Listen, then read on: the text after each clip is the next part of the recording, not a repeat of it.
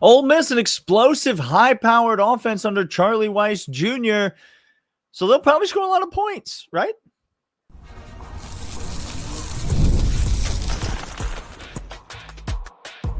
You are Locked On Bulldogs, your daily podcast on the Georgia Bulldogs. Part of the Locked On Podcast Network, your team every day. Welcome back, everybody. This is Locked On Bulldogs, part of Locked On Podcast Network, your team every day. He is Daniel. I'm Clint. You're the number one sports podcast network in the world. You're right here with Locked On Bulldogs, your team every single day. Today's episode brought to you by FanDuel, FanDuel.com. More on them in a moment. Today, we're talking about how everybody is assuming and thinking that because Ole Miss has continued to come from a pedigree of offensive genius, Lane Kiffin, and Old an offensive front butt junior. old Charlie Weiss Jr., who knows how to go ahead and craft an offensive game plan and the pedigree from it. And Trinidad Chambliss is, I mean, I don't know why he was at Ferris State or why he didn't have the starting job before Austin Simmons. By the way, Austin Simmons, Ole Miss fan, I hope you know. He is so bad. He is so terribly bad. And if he doesn't transfer, if you get stuck with him, Ole Miss fan, next year, wowzers. T's and P's to you, because the drop-off is going to be catastrophic. He's real bad. Catastrophic. Because they also have one of the most they'll keep Trinidad Chambliss, though, right? Maybe they'll. Well, he has to go the Diego Pavia route first and get some eligibility. Get that waiver eligibility. Okay, so once he gets the waiver, he's going to then go to. He'll probably stay at Ole Miss. That has had the most recent number of first-round selections on the offensive side of the ball. Oh, that's LSU, not you, Ole Miss. We're talking about that offense against the Georgia defense. We're talking about the defense going up, and some more notes and news that Kirby said from his presser. Let's start there, Daniel. You mentioned it yesterday, Clint, and it's not a locks episode. And so we're not giving out official locks here. Not yet. Just hold tight. You mentioned yesterday, no team in this playoff bracket is going to score 28 points against Georgia. But Ole Miss, you would say, maybe has the best shot to score 28 points against Georgia if they were to do so. Seems that way. Well, piqued my curiosity, and so I did a little digging. Our friends over at FanDuel, where you can make every moment more. And I learned that the Ole Miss team total is 24.5 in the Sugar Bowl on New Year's evening in New Orleans. And so I'm going to ask you just point blank, outright, right here in front of God and everybody. Going to put me to it. Are you taking the over or the under for the Ole Miss team total 24.5? I'll tell you one thing that would make me lock it up today if I had clarity on. Okay. If I knew Kewan Lacey's actual injury status. Now, I think I know. It's a pain tolerance issue, by the way. When we're talking about his shoulder that came out real quick and went right back in. That's a pain tolerance. And it has his head was laid open on the table. Just talk about in front of God and everybody. I mean, you could see inside that guy. If Kewan Lacey, his pain threshold, if I knew how much he was practicing, because that's a pain threshold monitorization. It's not that the shoulder is not physically movement-wise. Of course, it's the pain of it. So if I knew that he was practicing throughout this week, I'd be like, oh, okay, his pain tolerance is pretty high. If he has no contact, okay. But if you're telling me that he's going to get into the game and the first time he's going to get popped in 2 weeks is against Georgia's havoc-wreaking, faster-than-flash DBs, linebackers, and defensive linemen, and they're going to have to rely on him all game, I would hammer the under all day long. I think if his pain management is there, I still take the under. I'm not hammering it as quickly. Because I think 24 points, I think Vegas has it right. I don't think they're going to sniff higher than that. I don't think 28 is going to be the thing. I don't think they're going to score every single quarter. They might get 10 points in the third, like coming out of half, right? Maybe some adjustments, maybe some momentum. But I think 17, 20, 21 is right in the realm of where I'm going to say I'm putting them. So I'm hammering it. Kewan Lacey being out. I mean, what? This is a legit scenario that I'm going to just tell you how Ole Miss's offense could operate on a drive-by-drive basis. Quick screen to the right, trying to get some guys moving at misses. Ellis Robinson, Dalen Everett, Janelle Grow come up, tackle, take care of it, 2-3 yard gain. 2nd and 8. You don't have a running back to get into it. You have to do it on the fly. You have to do a screen game again. You have to do some sort of pass. Pressure gets to him. It's now 3rd and 8 opening drive. That the 1st and 2nd down movement without a running back that can get you 3 or 4 is going to make life insanely hard for you, Ole Miss, every single drive against Georgia. It's what Texas found out. It's what Alabama found out. And when you don't have that, here's an interesting question. Better quarterback, Alabama or Ole Miss? Ole Miss. Full stop. How wide is the margin, however? Early in the year, it was not very wide. Ty Simpson's gone. Like he's gone. I'm not buying it. I watched the game against Oklahoma. Oklahoma lost that game. Alabama didn't win that game. No. Oklahoma lost that game, as Oklahoma is wont to do. Ty Simpson's he's done. He's not it. He's full stop not it. No. I respect the heck out of Trinidad Chambliss. I think he's a good quarterback. Keywan Lacey, Clint, had 12 carries for 21 yards. The first time that these two teams played. Fully healthy. And he was fully healthy. It was 31 yards. 12 carries for 31 yards. Okay. He didn't do squat. And he was fully healthy. So and they scored 35. Even if Keywan Lacey is one of the top 3 running backs that Georgia has faced. Even if that's the case. What I'm here to tell you is they scored 35 without Lacey doing anything. So I don't think his injury is the number one factor. I think the number one factor is, does Georgia respect the deep ball against Ole Miss? If you don't respect the deep, because in the SEC championship game, Georgia basically said, Ty Simpson, I wish you would. I wish you would throw it down there. Because you're not going to be able to do anything against us down there.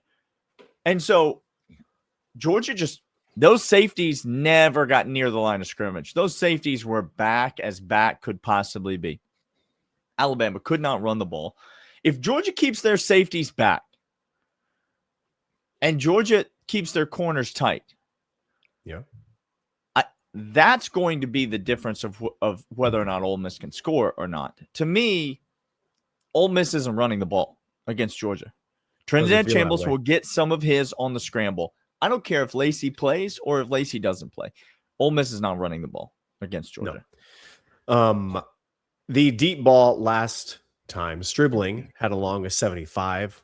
Watkins. Yeah, that was a screen pass that he ran for 74.5 yards. Watkins had a 24-yarder. His average on the season is 15. Alexander's average on the season is 16. He had a long of 32. There were a couple of notable plays like that. A lot of these were run after the catch. A lot of these were catch and run. Correct. And so you could argue that that's an extension of the run game, but again, it's the volume, it's number of times get it out there and hope that they can be better than the athletes that you have on the field.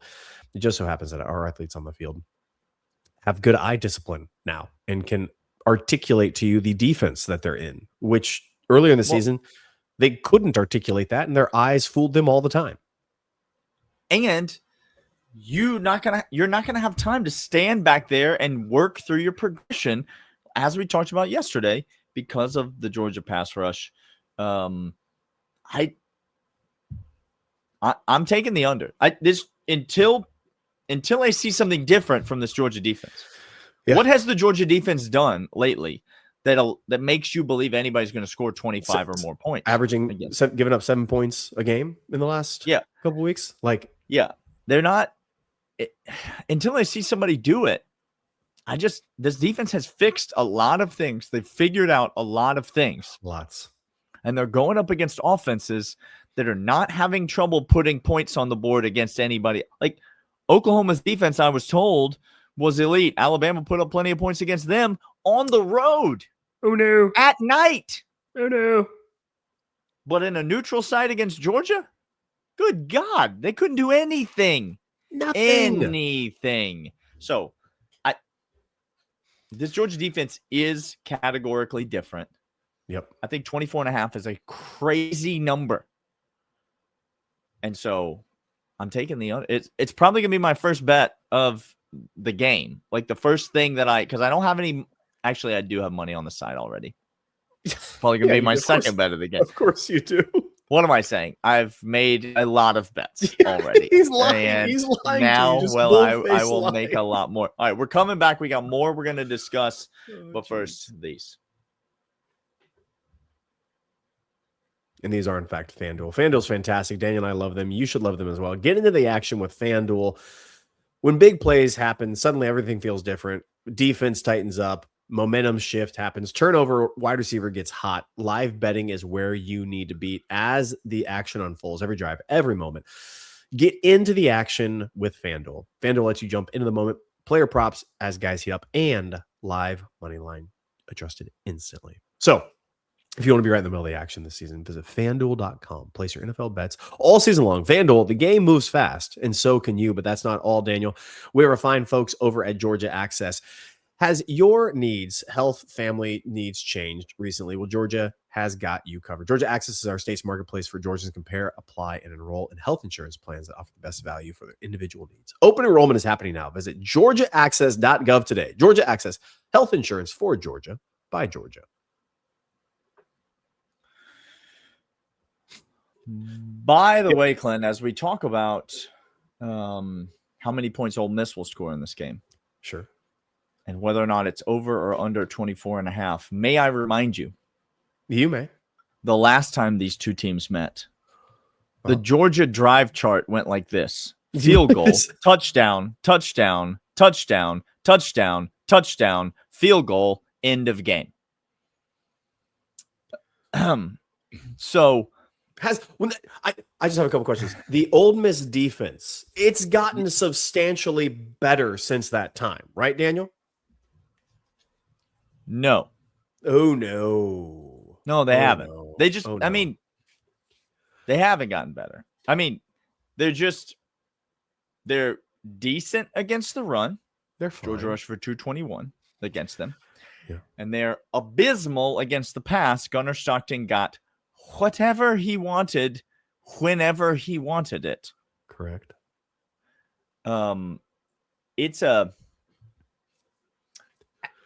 Again, I don't think it matters how many points Ole Miss scores in this game. I don't think they're winning.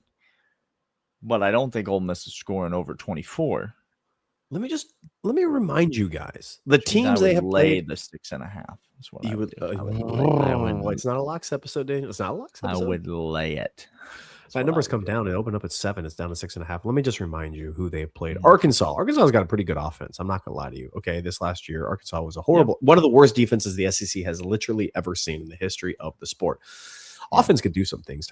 Green can run around. 35 points given up at home against Arkansas. 19 points against LSU, which talk about an offense that looked inept, and that's as kind 19 as points and one coach is what they gave up to LSU. Yeah. Washington State, they gave up 21, 43 against Georgia. Oklahoma, they gave up 26. The Oklahoma offense, in which John Mateer doesn't understand 15 yards of free open range space, in which he throws it like it's a pair of dice. You understand? Like he's shooting dice. It's like Woody from Toy Story is falling from the bed. That's what his body looks like as he is throwing it. Just elbows and knees everywhere, undulating around. Florida gave up 24 points at home against Florida. Daniel, the Ole Miss defense is who they are. They're fine. They're fine. They're not good. The Georgia offense has fallen off a little bit in the last few weeks. They have looked inconsistent. And so if you're going to find a concerned Georgia fan, sure, I think that's it. But the Ole Miss defense, probably the worst defense that Georgia has faced. Obviously, with well, I mean, they're not worse than Georgia Tech. And Georgia looked terrible against Georgia Tech. But look at that.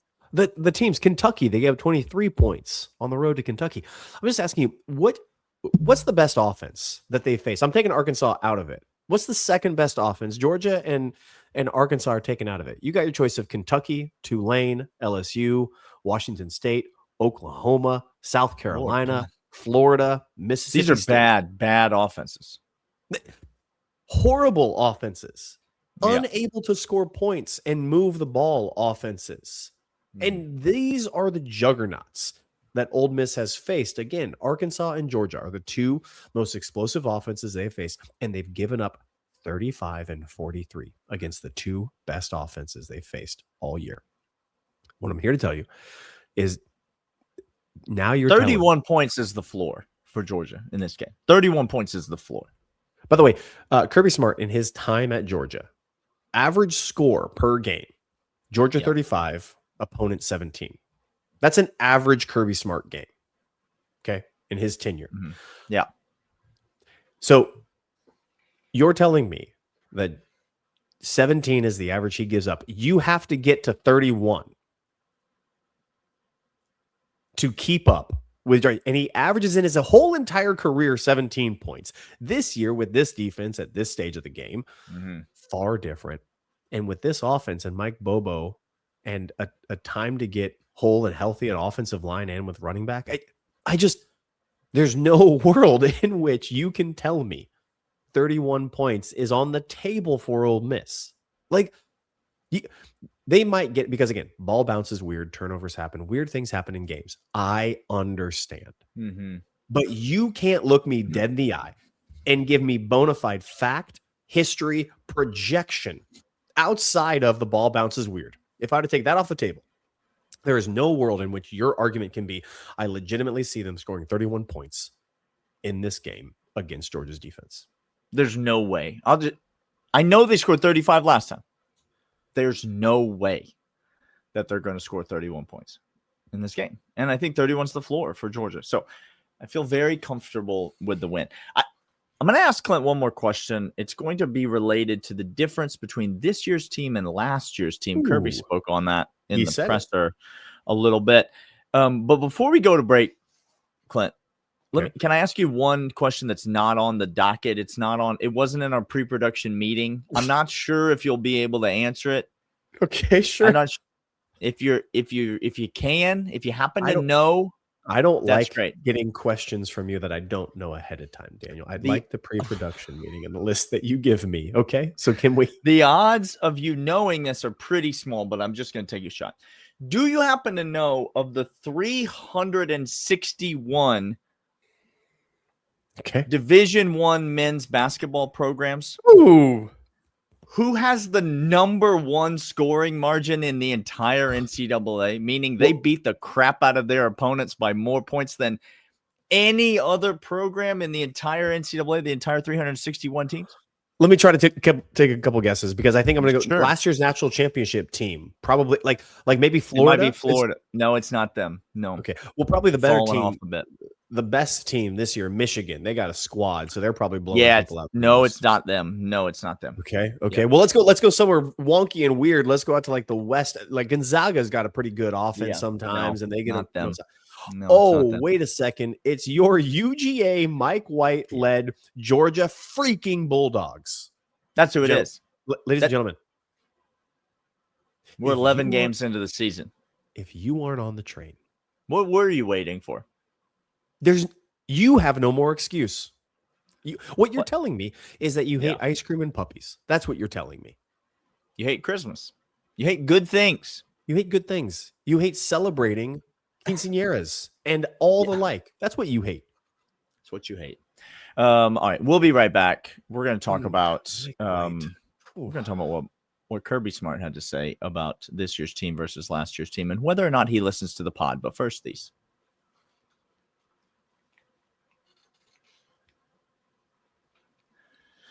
He listens to the pod. I'm here's what it is. There is somebody who has their computer open and they got it on in the background. And they have it on the background. And he's just picking up what we're saying. Picking up little tidbits. Tiffany is making It's those likely videos. Tiffany. It's likely Tiffany. Right? She's editing those Yeah, as she's editing. that's She's true. listening to the pod. Okay. All right. I guess. We've long since said last year was Georgia's best, or Kirby Smart's best coaching job. Yeah. What he was able to get out of that team, unbelievable. I think this year has even exceeded that coaching job. I think this is his best coaching job now. But Kirby Smart hated last year's team. And he loves this team. There's no way to mince words about it. And he basically directly told you that in his Sugar Bowl media availability, Clint. He did. Who is this guy? What happened to Kirbanese? He's supposed to be subtle and sly. What is it? He's now just coming out and being like, nah. Yeah. Last year, 50. We didn't have no leaders. And this year, we got a bunch of leaders. That's essentially what he said. No? Two teams are very different. Leadership is different this year than last year. End quote. Yeah. Oh, no. Yeah. Oh, no. Last year, we had guys looking at the portal, looking at the draft, trying to see where they stood, where they're at, what they can get after. And Kirby Smart said, I don't need guys on this team that don't eat off the floor. If you don't eat off the floor, get the heck out of here. And they went scurrying like rats off a ship because daddy said, leave. And they did. This year's team, you can tell CJ Allen, likely first round All-American, one of the best linebackers in the entire nation. Not likely first round, Clint. He's a lock. I'm just telling you, if somebody Nakobe Deans him. Oh my gosh. Remember when Nakobe Dean didn't go in the first round, Clint? And now he is bullying tackles. Men that are quite literally 100 pounds heavier than him. Who could have possibly seen that coming? Oh no. If you Nakobe Dean him, T's and P's to you, because good golly, you're going to get yourself an every down linebacker. CJ Allen gets injured, could have taken his time, got the surgery, prepared, and said, I've locked it up. I've put enough film out there. No. Hurries back in time after his literal instruments were inside of his knee doing surgical repair on it. Yeah. He is out there full go a couple weeks later. The guys, that's the type of leadership that Kirby is talking about. And you could tell he loves coaching this team. And he said so. And which was interesting. The leadership factor is the biggest indication. They talked about last year's game against Notre Dame to Kirby. And I love, by the way, the Kirbanese, when reporters ask him dumb questions and he goes, I don't understand what you're saying. I don't understand the question. He literally just says, I don't understand your question. It makes no sense to me. Yeah, we're playing in the same stadium at the same game at the same date, but these two games have nothing to do with each other. This is a totally different team. That is the prevailing narrative around Georgia, and Kirby's been asked it since post-game SEC championship game. He's been asked about it. The prevailing narrative is, let's talk about the fact that you're back in the Sugar Bowl last year's game. Obviously, Kirby Smart undergoes an immense personal tragedy in the midst of the game last year. There was a terrorist attack 2 days before the game happened in New Orleans last year. It was a wild scene. And then Georgia comes out and really blows it, blows the game. A couple of plays. And it cost Georgia the game. And the narrative is, well, you're going for redemption. Are you going for what? This is not only is Georgia facing a different opponent. Correct. But Georgia is a completely different team. And that's Kirby's point. A completely different team than they were last year. Georgia last year was immensely talented and spent the entire year desperately trying to hang on and not let everything slip away. Correct. This year's Georgia team, I would argue, is far less talented, but has spent the entire year getting better, week after week after week. That's the leadership that Kirby's talking about. It's the motivation to say, we're not finished until we're finished. And so why don't we try to keep getting better? This whole interesting. Georgia spent the bye week last year probably resting guys and prepping and whatever. Yep. And, they were practicing and the coaching staff was on them. This year's Georgia roster, I guarantee you, has approached this bye week with a mindset of, we got to get better. We're out here practicing. We're going to hit guys. We're going to go full speed. We're going to play good on good. We have to improve this week. Why? Because it's another week. And that's what this Georgia team has done every single week of the season. Categorically different team. And you can just see it on Kirby's face. He's just, there's a little behind the annoyed facade. There's a little smirk in Kirby. There's just little knowingness to him. When you're when you're coaching Little League or anything with kids and they're just getting their behinds handed to them. Yeah. Right. It is just, you are as positive as you can be, trying to make sure those little tiny egos aren't crushed and aren't killed. And you're saying, let's keep chopping. Let's keep going. That's what Kirby was last year. Kirby last year was so effusively supportive and encouraging because he knew at any moment all these frail-minded, weak leaders would fall off the tracks. And they did in lots of regards, in lots of different moments. But this year, it's wild to me to see everybody try to steal Georgia's mentality, by the way, as well. Hard to kill. We're hard to kill. Okay, Oklahoma. Well, first of all, you're gone. You ain't that hard to kill. So you're gone. Secondly, stop trying to make that a thing when Kirby's made it a thing. We're going to take him out to deep water. Stop using it.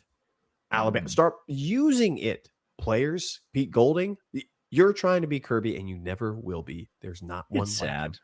It's sad. And they have absolutely, this year's team has embodied Kirby's leadership completely and totally. Yep. I mean, completely and totally. Every single player, top to bottom. It's fun to see Gunnar Stockton leading the charge. And when the head is like that, the rest of the body is as well. It's so much fun to see. Daniel, we're going to be coming back. We're going to take a little bit of time for Christmas. Go enjoy your Christmas. Enjoy it. We're going to enjoy ours is what we're going to do. I plan to. Then we're going to come back. We're going to watch some games. We're going to give some updates. And we're going to keep on getting news and notes as Kirby talks, as player talks.